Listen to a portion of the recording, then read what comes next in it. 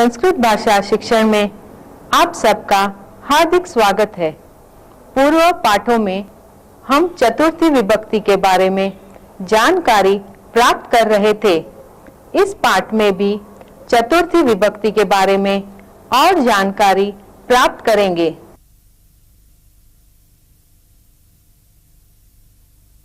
नमो नमः। संस्कृत भाषा शिक्षणे भवतां सर्वेषां हार्दं स्वागतम्। पूर्वतन पाठे वयं चतुर्थी विभक्ति प्रयोगान् पठितवन्तः।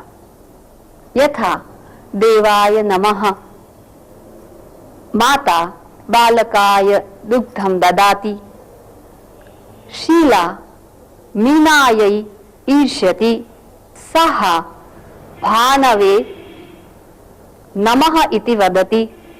एवं बहूनि वाक्यानि वयं पठितवन्तः। इदानीं चतुर्थी विभक्तेः एकं नूतनम् अंशं पठामः। यथा मयङ्कः पार्थाय द्विचक्रिकाम् आनीतवान्।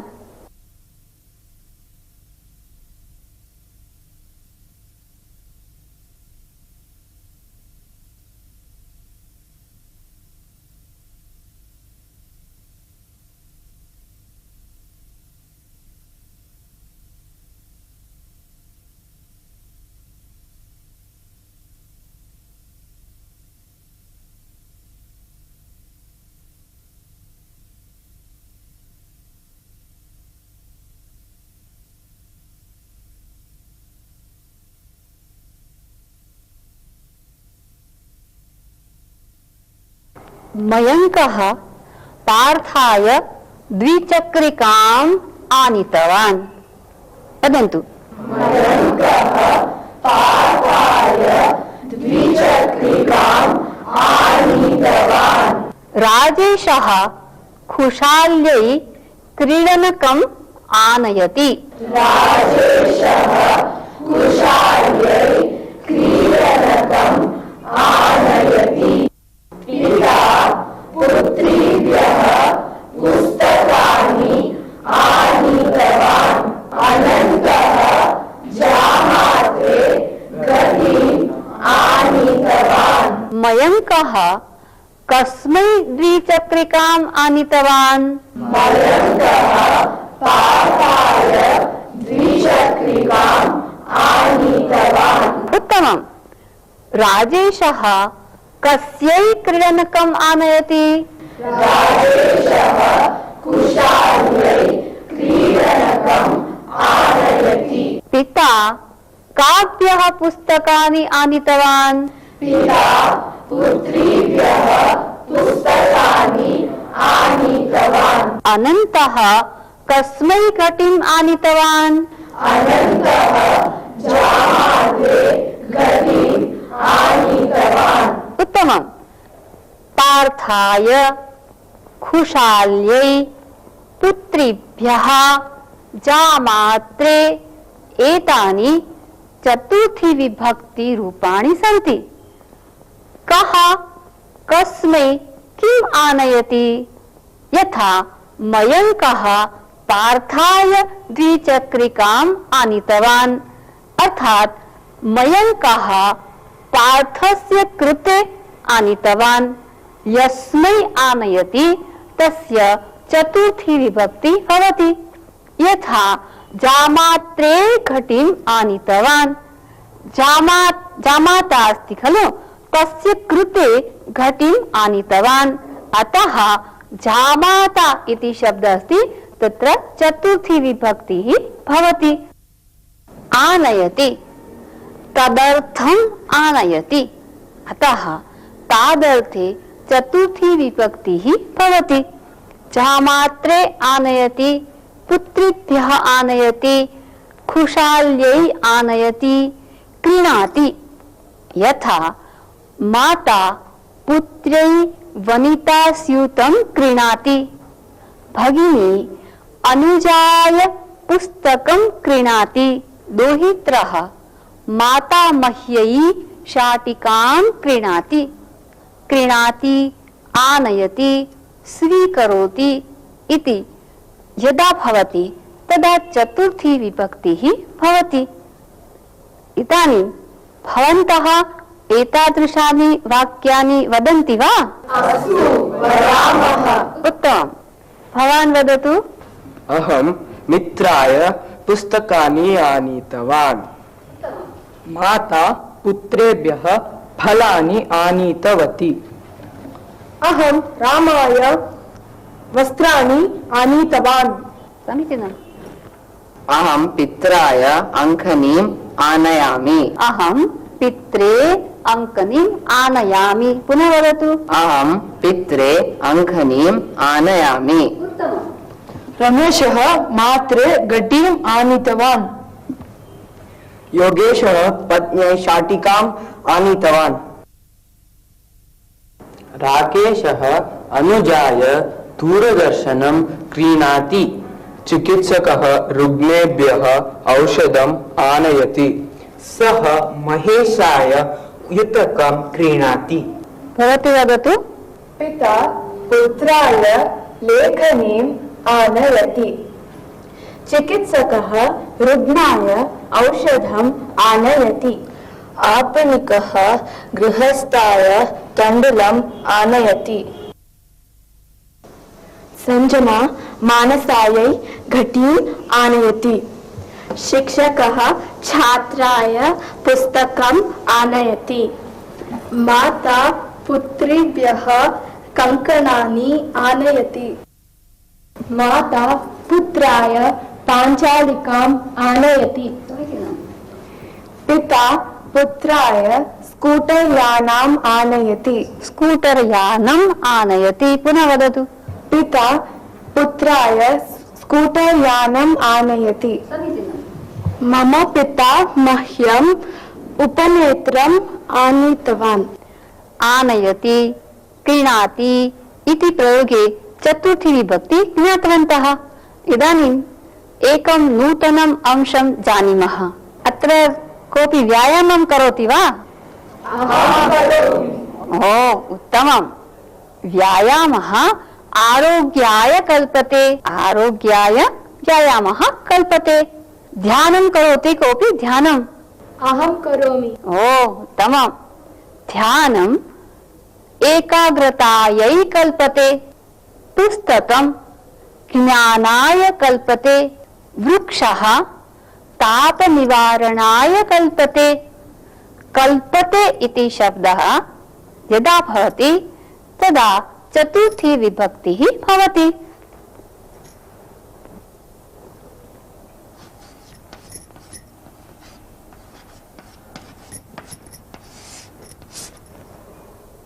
कल्पते।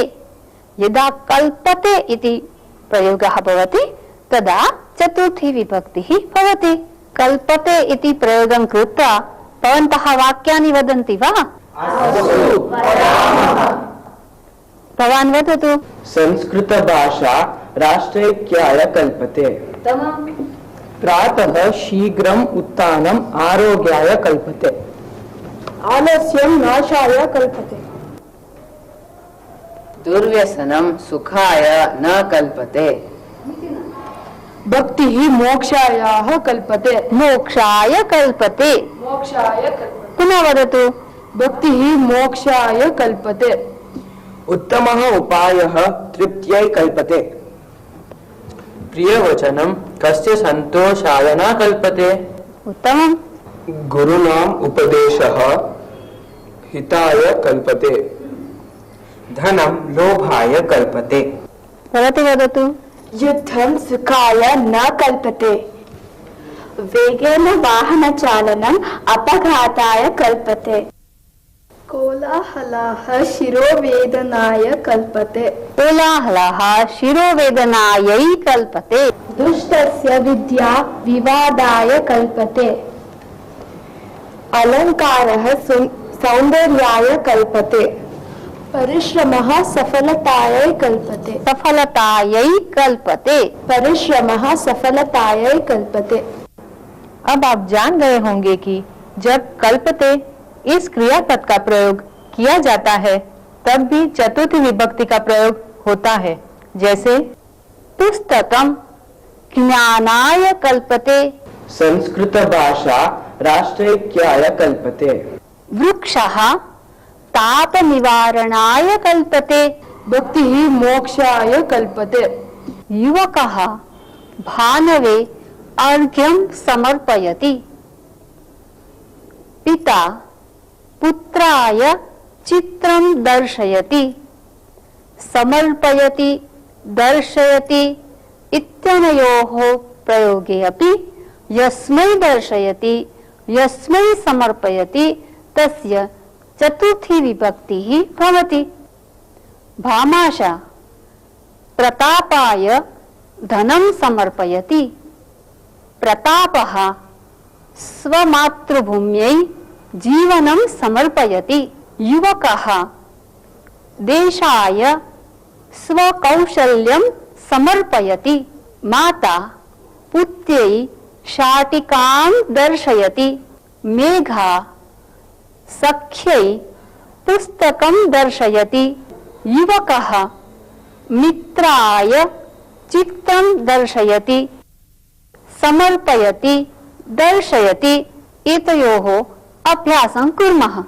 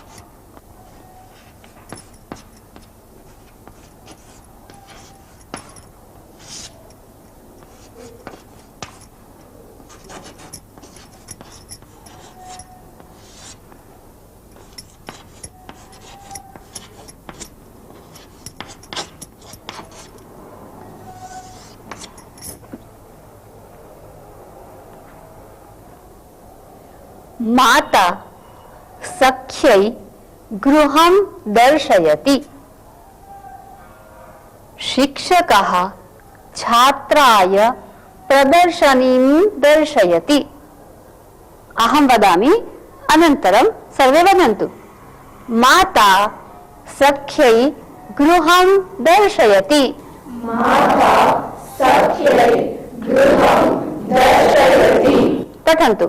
शिक्षकः छात्राय प्रदर्शनीं दर्शयति, युवकः पित्रे स्वधनं समर्पयति, योगिनां साधवे फलानि समर्पयति।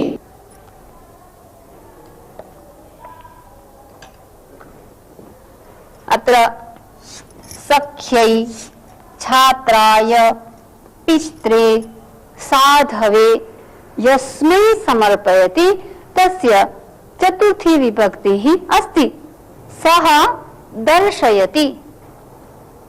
कस्मै दर्शयति? अहं शब्दं वदामि, भवन्तः पूर्णं वाक्यं वदन्तु।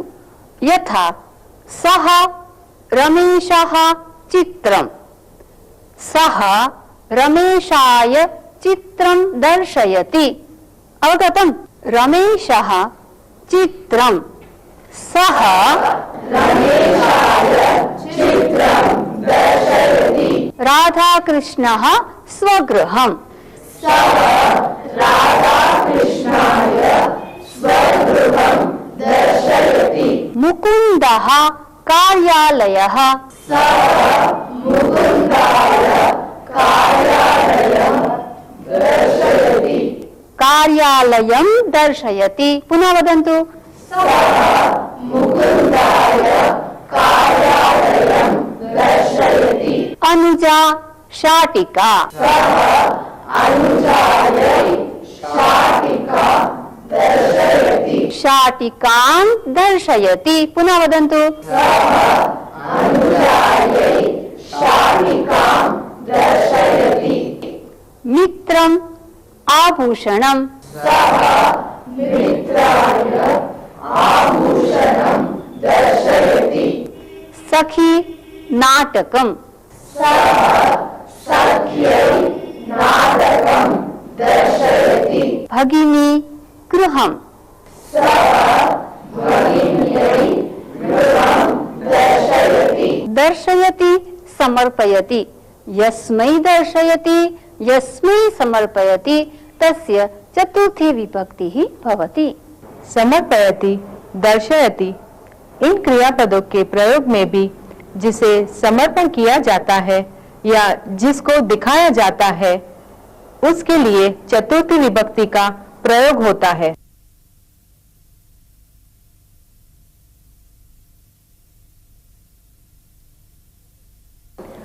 वयम् इदानीम् एकं सुभाषितं शृणुमः।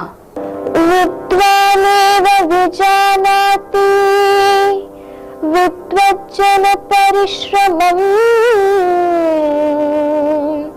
न हि वन्द्या विजानाति गुर्वीं प्रसववेदना विद्वानेव विजानाति विद्वज्जन परिश्रमम् न हि वन्द्या विजानाति गुर्वीं प्रसववेदना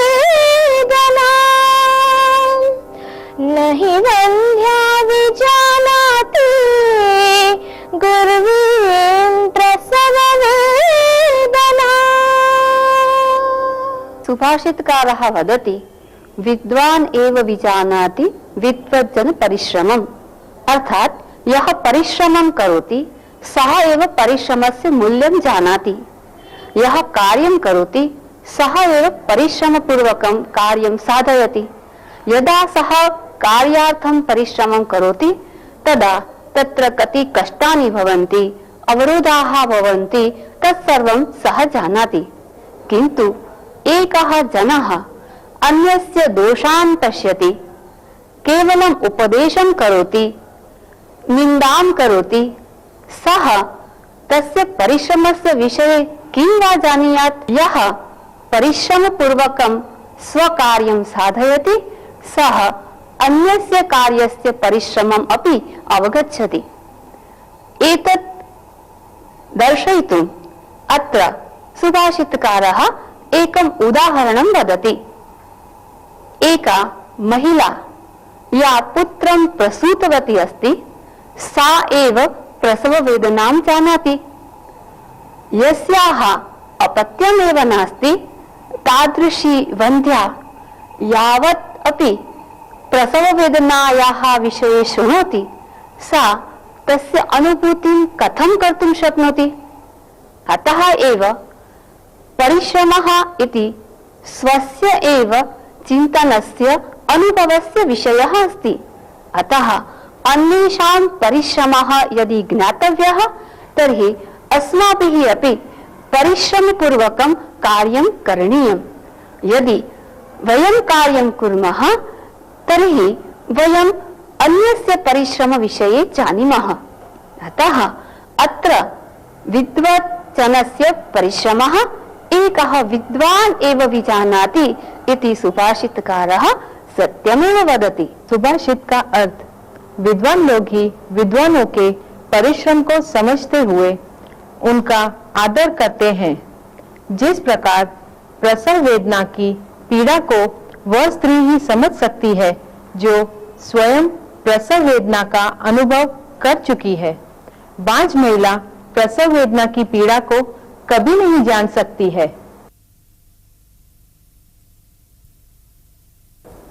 अहम् इदानीम् एकां कथां कथयामि।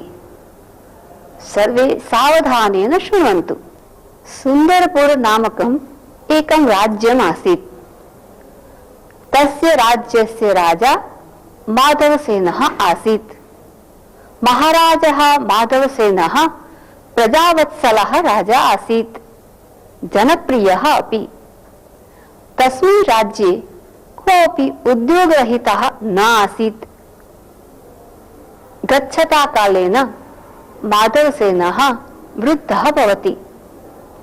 स्वस्य वृद्धावस्थां ज्ञात्वा सः राज्यभारं ज्येष्ठपुत्राय ददाति। ज्येष्ठपुत्रः अभिनवसेनः अपि शूरः आसीत्। सः अपि उत्तमरीत्या प्रजाः पालयति। किन्तु अभिनवसेनः केषुचित् विषयेषु हठाग्रही आसीत्। एकः विषयः मनसि प्रविष्टः चेत् यावत्पर्यन्तं समाप्तं न भवति तावत्पर्यन्तं तं विषयं न त्यजति। एषः अभिनवसेनः तिन्त्रिणीप्रियः आसीत्। किन्तु तस्मिन् राज्ये सर्वत्र निम्बवृक्षाः आसन्। महाराजः अभिनवसेनः चिन्तयति यत् यदि समग्रे देशे तिन्त्रिणीवृक्षाः भवन्ति तर्हि उत्तमं भवेत्।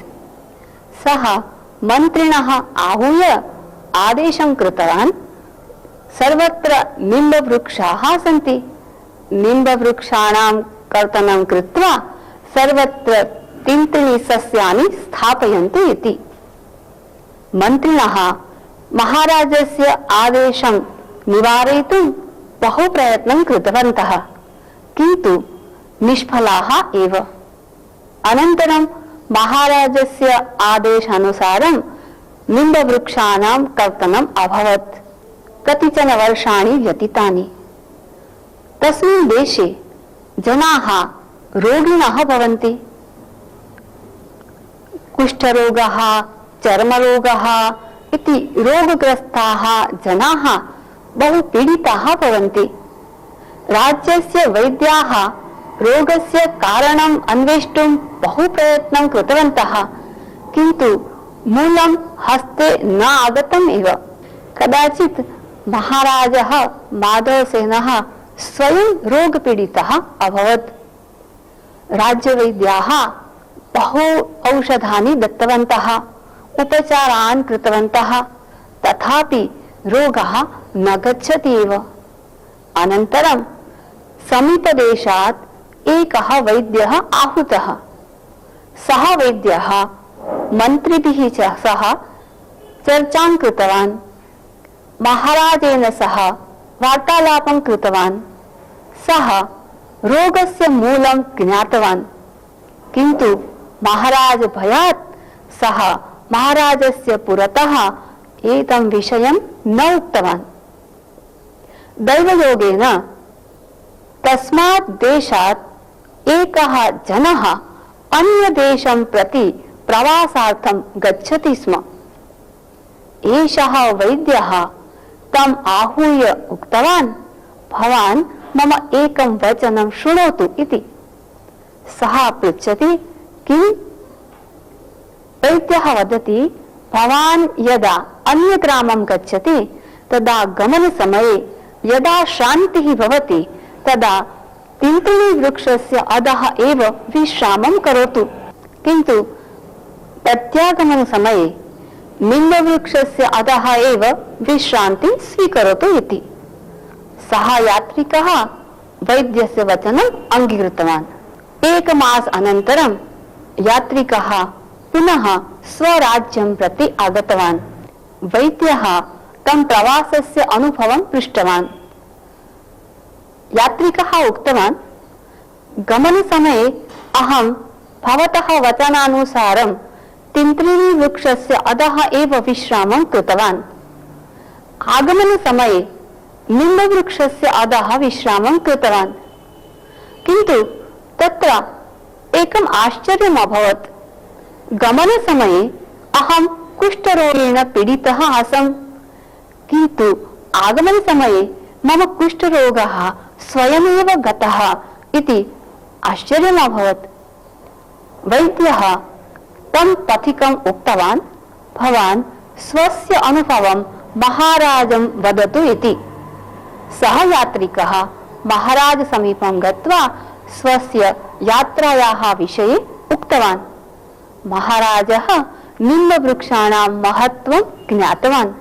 अनन्तरं सः सर्वत्रापि निम्बवृक्षाः आरोपणीयाः इति आदेशं कृतवान्। कतिचन वर्षाणि व्यतीतानि, तस्मात् राज्यात् चर्मरोगः गतः, जनाः पुनः अपि स्वास्थ्यं प्राप्तवन्तः। एवमस्ति निम्बवृक्षस्य महत्त्वं। कथायाः अर्थं ज्ञातवन्तः किल?